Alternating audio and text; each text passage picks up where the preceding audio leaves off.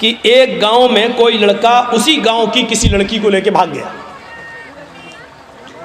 2-4 दिन के बाद पकड़ गए, गांव वापस आए। अब लड़की का बाप रोता है, ओ मेरी लड़की तो इज्जत लुट गई, बर्बाद हो गई, अब मुंह दिखाने के लायक नहीं है। अब जोर डाला जाता है गांव की तरफ से कि तू लेके भागा था, चल अब शादी करो उसके साथ। ये गांव की तरफ से फैसला होता है शादी करो उसके साथ।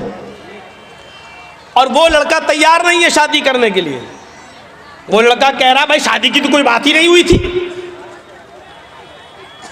अब ये लड़की का बाप कह रहा है ये लड़का लेके भाग गया मेरी लड़की को।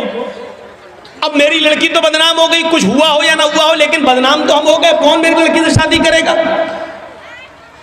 लड़के का बाप ये कह रहा भाई दोनों बातें करते थे, मोबाइल पे लगे रहते थे रात रात भर, हम क्या करें। लड़का कह रहा हम शादी क्यों करें, शादी की कोई बात ही नहीं हुई है इससे हमारी। ठीक है हम भगा के ले गए तो तुम्हारे घर थोड़ी घुस के ले गए थे, हम फोन पे बात हुई फला जगह तुम आ जाओ, हम भी फला जगह चल रहे हैं, मोटरसाइकिल लेके आ जाएंगे। हम वहां मौजूद थे, ये आ गई, हम लेके भाग गए।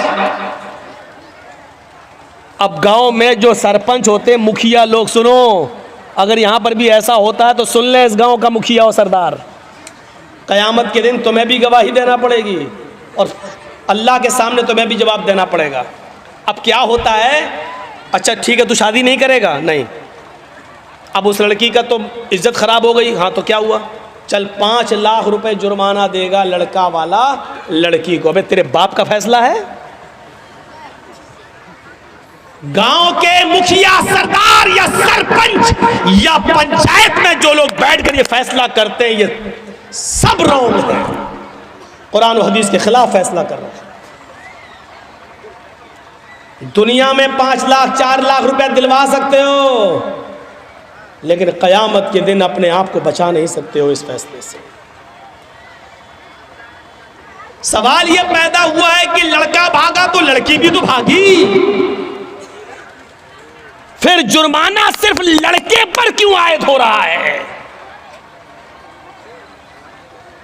और लड़के का पैसा 4 लाख 5 लाख रुपए आप लड़की को और उसके बाप को दिला देते हैं। ये कहां की इंसानियत है, जबकि कुरान ये कह रहा है अज़्ज़ानियतु वज़्ज़ानी फजलिदू कुल्ल वाहिदतिन मिनहुमा मियता जल्दा।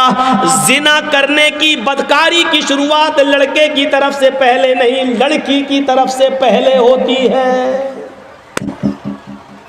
भागने और भगाने की शुरुआत लड़के की तरफ से नहीं, लड़की की तरफ से पहले होती है। ये सुई है, ये धागा है, दर्जी साहब सुई में धागा डाल रहे हैं, लेकिन सुई को हम ऐसे हटा देते हैं, धागा जा ही नहीं सकता है। जब सुई अपनी जगह पर खड़ी है, टस से मस नहीं हो रही है, तब धागा उस सुई के अंदर चला जाएगा। ये साफ सरी दलील है, अगर लड़की अपने आप को बचाए तो लड़का कभी उसके साथ जिना कर ही नहीं सकता। मौलवी जर्जीस की बात इंडियन कानून के खिलाफ है, लेकिन कुरान और हदीस की रोशनी में है। जिना की शुरुआत अगर लड़की भागने के लिए तैयारी ना हो तो लड़का भगा ही नहीं सकता है, लड़की भागती नहीं। सवाल है साहब मेरा लड़का, तुम्हारा लड़का मेरी लड़की भगा के ले गया, तू तो 18 साल तक पालता रहा, फिर तू अपनी अलमारी भी नहीं बचा सका, वो पैसा भी लेके भाग गई और सोना भी लेके चली गई, जेवर भी लेके चली गई। जब तू अपनी लड़की पर इतना कंट्रोल नहीं कर सका तो जुर्माना लड़के वालों पर लगाते हैं, और ये फैसला पंचायत करती है, गांव की सरपंच करता है, मुखिया करता है, सरदार करता है, ये फैसला जो कुरान और हदीस के खिलाफ है।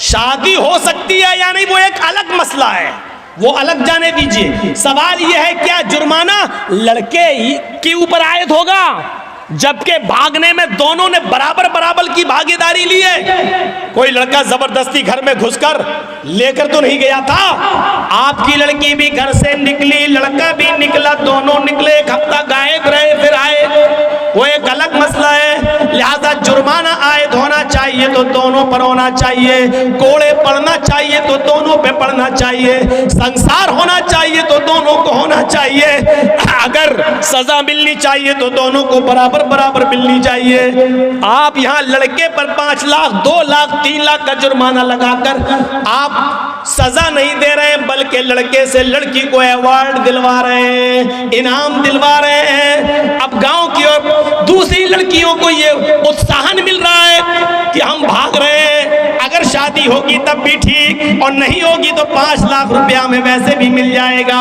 इस 5 लाख रुपए में तो हम दूसरी शादी भी किसी और से अच्छी तरीके से कर सकते हैं। सुन लो, इस जुर्माने पर जिन लड़कियों के हौसले बढ़ते हैं उनका गुनाह भी इन पंचायतों के सर पर रखा जाएगा।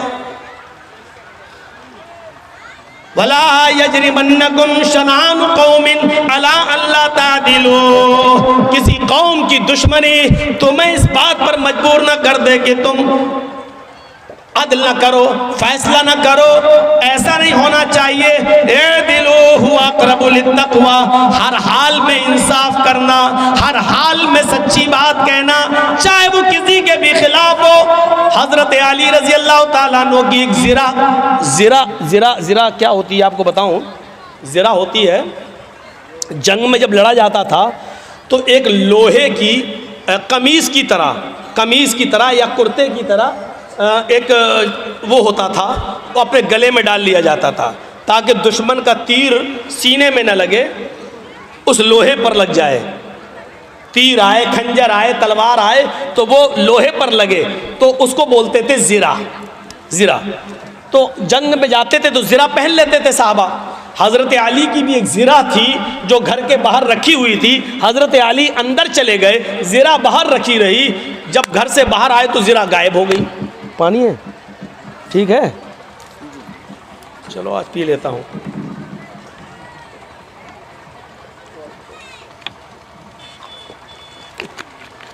वो ज़िरा गायब हो जाती है।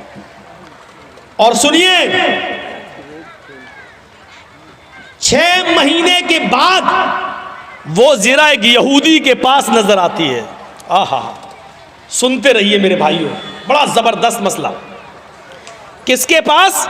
एक यहूदी के पास नजर आती है वो ज़िरा। हजरत अली ने उस यहूदी से कहा, ये ज़िरा मेरी है। और हजरत अली कौन है? अमीरुल मोमिनीन समझ रहे हो ना? उसको समझाने के लिए बोल दूं, चीफ मिनिस्टर, अमीरुल मोमिनीन है, पूरे इलाके के जिम्मेदार हैं। यहूदी से कहते हैं, यहूदी ये ज़िरा तो मेरी है, तेरे पास कहाँ से आई? उसने मुस्कुराते हुए कहा, अच्छा नियत ख़राब कर रहे हो मेरी ज़िरा पर, ये तो मेरे पास बहुत दिनों से है। हज़रत अली ने कहा, तुम पंगा ले रहे हो, तुम्हें अच्छी तरीके से मालूम है कि ये ज़िरा मेरी है। उस यहूदी ने कहा, आप झूठ बोल रहे हैं। लीजिए, किससे कहा जा रहा है? हज़रत अली से। आप झूठ बोल रहे हैं, ये ज़िरा आपकी नहीं मेरी है। हज़रत अली ने कहा, मैं तुम्हारे खिलाफ मुकदमा दायर करूंगा अदालत में। उस यहूदी ने कहा, कर दो मुकदमा, देखते हैं अदालत क्या फैसला करती है। हज़रत अली ने मुकदमा दायर कर दिया। कहाँ? कोर्ट में, अदालत में। और जज कौन है? काजी शुरैह। और ये जज किसने बनाया? हजरत अली ने। जज किसका? अली ने बनाया। लेकिन जज बना जरूर रहे हजरत अली, लेकिन जज ने ये नहीं देखा कि मुझे जज बनाया किसने। जज का मतलब ये होता है कि मुझे अदल और इंसाफ को कायम रखना है। कुरान की आयत के पेश नजर के वाला यजरिमन्नकुम शनानु कौमिन अला अल्ला तादिलू इदिलू हुवा अक़रबु लित्तक़वा, कभी किसी कौम की दुश्मनी तुम्हें गलत फैसला करने पर मजबूर न कर दे, सही फैसला करना, चाहे वो किसी के खिलाफ। उस यहूदी के पास नोटिस पहुंचा कि तुम्हें भी आना है। हजरत अली और यहूदी दोनों एक ही दिन पहुंचते हैं काजी शुरैह की अदालत में। काजी शुरैह की अदालत में ये ऐसा जज नहीं था जो हमारा चौकीदार बना देता है इसलिए बाबरी मस्जिद का फैसला उनके पक्ष में चला जाता है, क्योंकि हमने आपका नमक खाया है तो नमक हलाली तो करना ही है। ये सिस्टम नहीं था वहां। हजरत अली रजी अल्लाह ताला अन्हु भी कोर्ट में मौजूद है, एक कटघरे में खड़े हैं, यहूदी भी दूसरे कटघरे में खड़ा है। पूछा अली, मुकदमा आपने दायर किया, बताओ क्या प्रॉब्लम है? कहा इस यहूदी के पास एक ज़िरा है, वो ज़िरा मेरी है, और यहूदी कहता है कि वो ज़िरा मेरी है, लिहाजा इस यहूदी से वो ज़िरा मुझे दिलवाई जाए। काजी साहब ने कहा है यहूदी, हजरत अली कह रहे हैं कि वो ज़िरा मेरी है, तुम इसके बारे में क्या कहना चाहते हो? उस यहूदी ने कहा, हजरत अली झूठ बोल रहे हैं, ज़िरा मेरी है, इस वक्त मेरे पास है, मैं अदालत के बाहर रख कर आया हूं। काजी ने हजरत अली से कहा, अली ये शख्स कह रहा वो ज़िरा मेरी है, तुम कह रहे हो वो मेरी है, अभी ज़िरा तो इस यहूदी के पास ही रहेगी, क्योंकि उसका मालिक वो है, अभी उसके पास है। लेकिन मुझे ये बताओ कि अगर वो ज़िरा तुम्हारी है तो तुम्हारे पास कोई गवाह है या नहीं? उस गवाह को बुलाओ, मैं उससे पूछूं उस ज़िरा में क्या क्या तुमने देखा है और किस बुनियाद पर कहते हो कि वो अली की ज़िरा है। हजरत अली ने कहा, हाँ गवाह है। कहा कौन? कहा है। कहा उस गवाह को बुलाओ। जब गवाह को बुलाया गया तो वो गवाह हजरत अली के बेटे हजरत हसन थे। वो कटघरे में खड़े हुए और गवाही देने लगे, अय काजी साहब, ये मेरे अब्बू की ज़िरा है और मैं ज़िरा को अच्छी तरह पहचानता हूँ, मेरे बाप कभी झूठ नहीं बोले, लिहाजा ये ज़िरा मेरे अब्बू की है, मैं गवाही देता हूँ इस ज़िरा को यहूदी से लेकर मेरे बाप को दिलवाया जाए। काजी साहब का फैसला सुनिए, काजी साहब का फैसला सुनिए।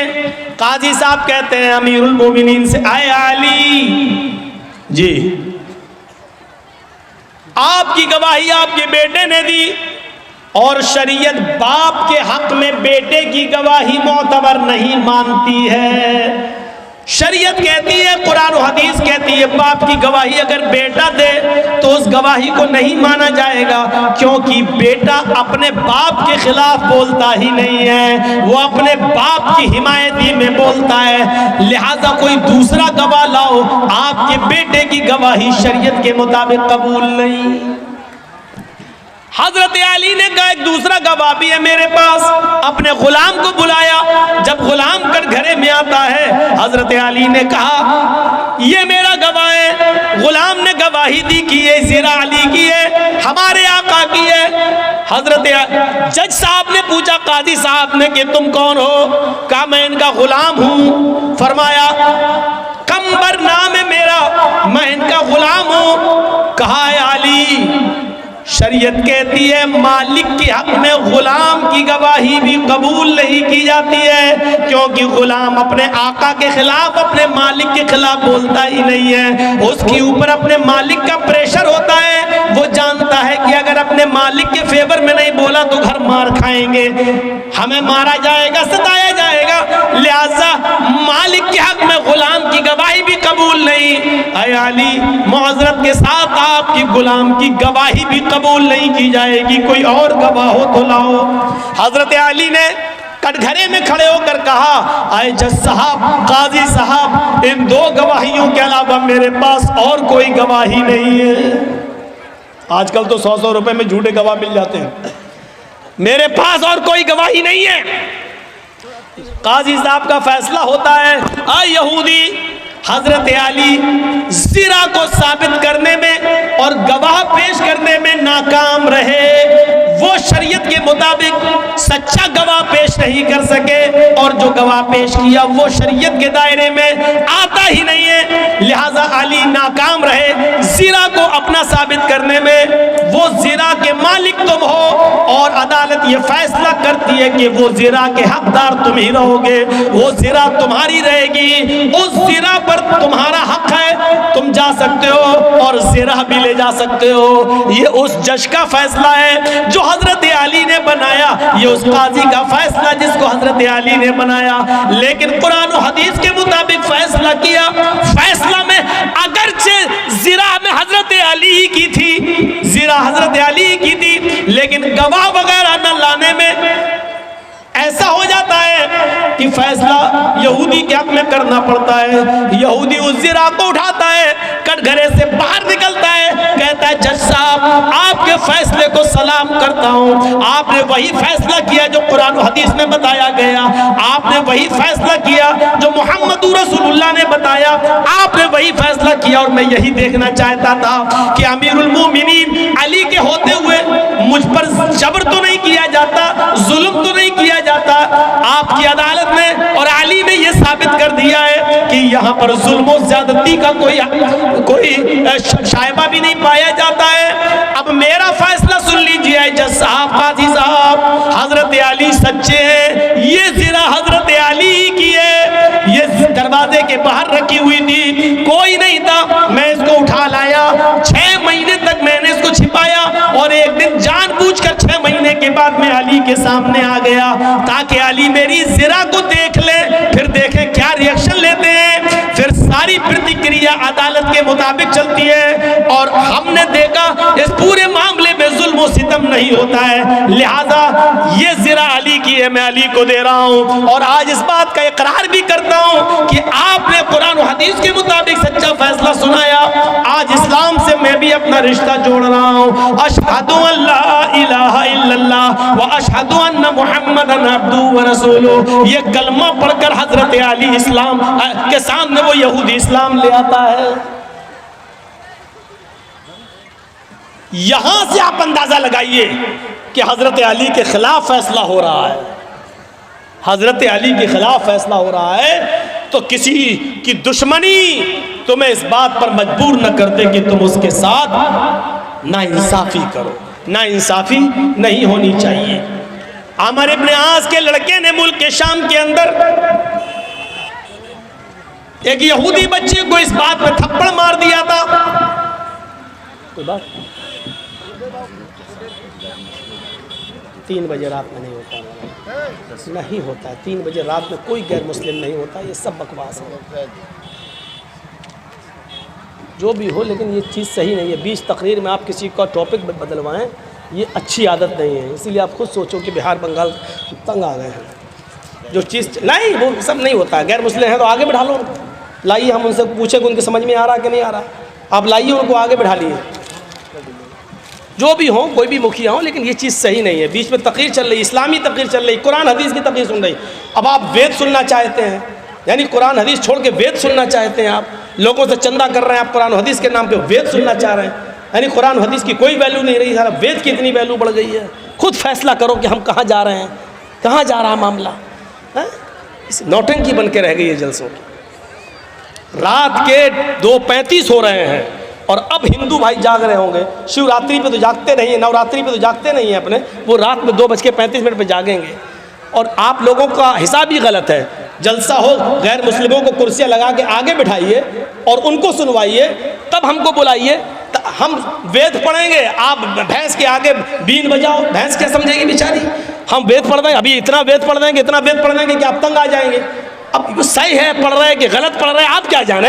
ये तो एक हिंदू ही बेचारा समझ सकता है कि उसके यहाँ है कि नहीं है। ये सब चीज़ें बहरहाल गलत हैं कि आप किसी का टॉपिक 20 तकरीर में आप बदलवाएं। या तो आप पहले टॉपिक दे देते हमें, मौलाना साहब आपका टॉपिक ये रहेगा, आपको इस पे बोलना है। आप पहले हमें टॉपिक नहीं दे रहे हैं, जलसे का डेट ले रहे हैं, तो हमें नहीं बता रहे हैं कि आपको क्या बोलना है, और फिर बीच में आप हमसे कहेंगे कि वेद पढ़िए। ये चीज़ सिस्टम सही नहीं है। अब यहाँ से हम वेद कहाँ से घुसेड़ रहे हैं बताइए तो आप? अब घुसेड़ रहे हैं तो हमारा मौजू छूट रहा है, जिस पे हम बोल रहे हैं, वो हमारा छूट रहा है। और ये तकरीर जब यूट्यूब के जरिए दूसरे लोग सुनेंगे तो कहेंगे ये मौलवी कितना जाहिल है, बोल रहा था इस पे और फिर आ गया इस पे, इसको कुछ आता ही नहीं है। आपको वैसे ही मालूम है कि कितने मुल्ला मौलवी हमारे पीछे पड़े हुए हैं। तो थोड़ा सा सब्र करिए आप। मुखिया जी से मेरी गुजारिश है, जिसने पर्चा दिया है उनको चाहिए कि टॉपिक पहले दिया करें, 20 तकरीर में गड़बड़ ना कराएं। चाहे हमें बुलाएं या ना बुलाएं, इसकी कोई परवाह नहीं है हमें, अल्लाह की कसम कोई परवाह नहीं है। हमें मत बुलाइए आप, मैं आपसे हाथ जोड़कर भी अपील कर रहा हूँ, मत बुलाइए हमें। हम आना भी नहीं चाहते हैं बिहार में और झारखंड में, क्योंकि मैं 20 साल से पक चुका हूं। मत बुलाइए मुझे, मैं कह दे रहा हूं बस।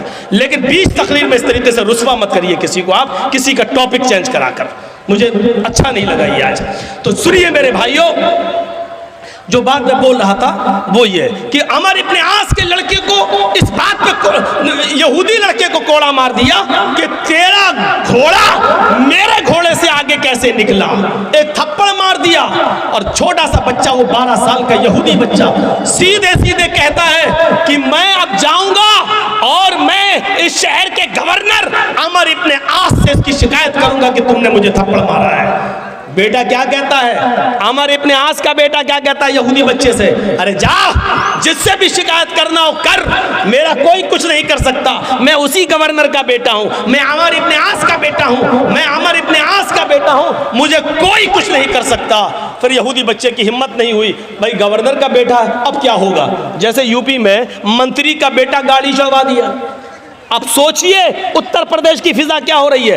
अंडा चोरी, किताब चोरी, बकरी चोरी, ये मुकदमे लगे हैं आजम खां के ऊपर, अभी तक 2 साल से जेल में है। और एक आदमी मंत्री का बेटा 8 किसानों के ऊपर गाड़ी चढ़ा दिया तो 4 महीने में जेल से बाहर आ गया, 4 महीने में जेल से बाहर आ गया। क्यों, मंत्री का बेटा है और गिरा राज्य मंत्री का बेटा है, तो अब आप सोचिए कौन क्या कर सकता है। तो वो अमर इब्ने आस के बेटे ने सोच लिया कि मेरा क्या, अब क्या होगा। यहूदी बच्चे ने सोचा ये तो उस गवर्नर का बेटा है। 1 महीने के बाद जब हजरत उमर आते हैं और उन्होंने तमाम लोगों को इकट्ठा किया, पूछा तुम अमर इब्ने आस से खुश हो या नहीं, मैंने जिसको गवर्नर बनाया था तुम उससे खुश हो या नहीं।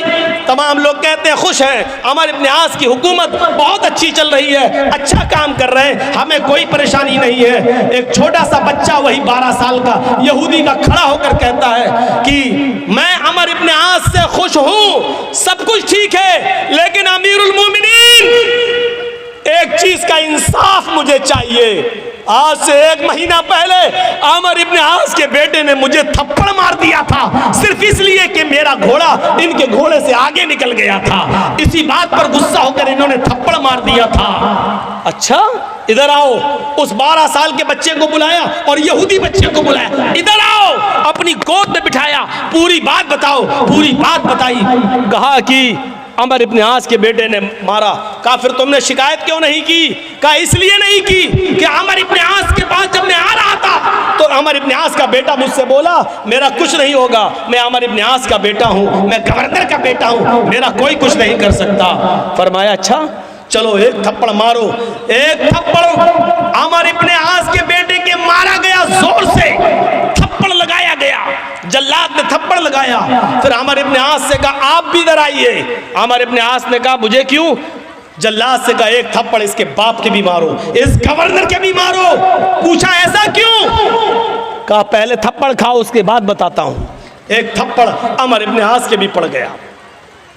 अमर इब्ने आस ने कहा आपका इंसाफ तो ठीक है, बेटे ने मारा था, बेटे को मारा गया, लेकिन मुझे किस लिए मारा गया है? आया अमीरुल मोमिनीन क्या आप ये बताएंगे? फरमाया हाँ तुम्हें इसलिए मारा गया है क्योंकि तुमने अपने बेटे को सही तालीम नहीं दी है, तुमने अपने बेटे को सही तरबियत नहीं दी है, तुमने अपने बेटे को सही दर्स नहीं दिया है। तुम्हारा बेटा ये कैसे बोला कि मैं इस शहर के गवर्नर का बेटा हूं, मेरा कोई कुछ नहीं कर सकता?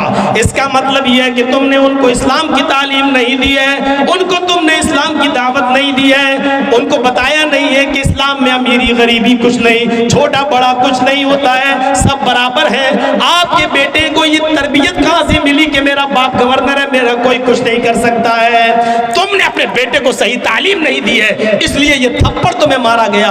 अब आइंदा तुम अपनी औलाद को भी सही तरबियत दोगे।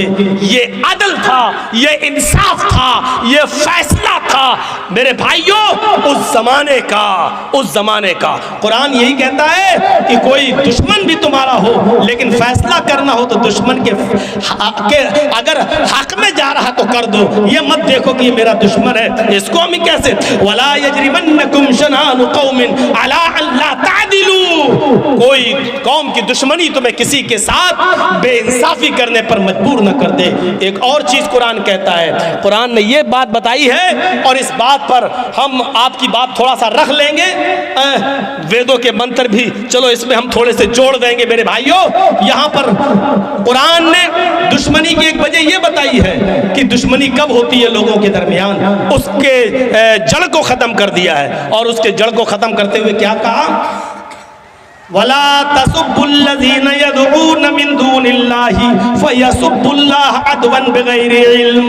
तुम दूसरों के माबूदों को बुरा भला मत कहो, तुम दूसरों के बुजुर्गों को बुरा भला मत कहो, तुम दूसरों के बुजुर्गों को गाली मत दो। फयसुब्बुल्लाह, जवाब में वो तुम्हारे अल्लाह को गाली देंगे। भाई तुम, अल्लाह के नबी ने फरमाया तुम किसी की माँ को गाली मत दो।